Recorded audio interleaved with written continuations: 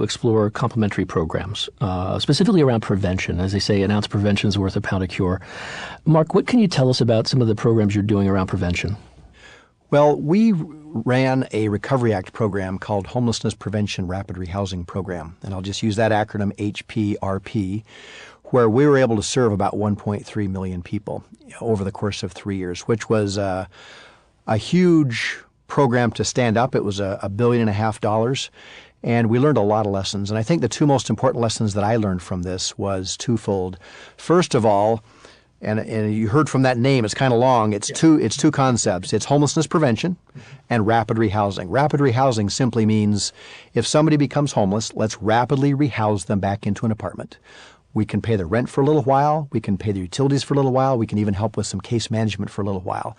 And we let the communities decide how long that's going to be. It might be 3 or 4 months. It might be a year.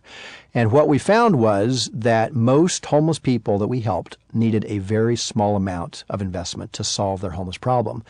So much so, in fact, that after a year, 90% of all the families assisted that we've seen across the country were still housed. And the cost was only about $1,200 per person. So that was a huge aha moment for HUD, and I think for the VA as well, is that we don't have to have a really expensive intervention for every homeless person. We need to have dosages of interventions where if you're living on the streets for years, you're probably going to need permanent housing and a lot of services for some time to come. But for most homeless people, they will not need nearly that much intervention. The second important lesson, and one that was kind of surprising for me, was the communities did spend a lot of money on homelessness prevention, but some cities, including New York, looked and saw what the actual impact was, and what they realized was that it's really tough to know who actually is going to become homeless tomorrow. Just because you get evicted from your housing, just because you lose your job, does not mean you'll automatically become homeless. In fact, in most cases, the vast majority of cases, you don't.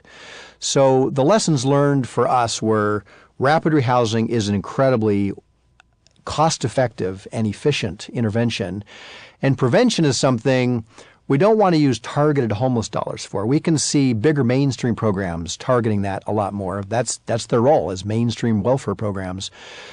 So going forward with our existing programs, we're really encouraging communities to use our limited, very limited resources for rapid rehousing and less so for homelessness prevention.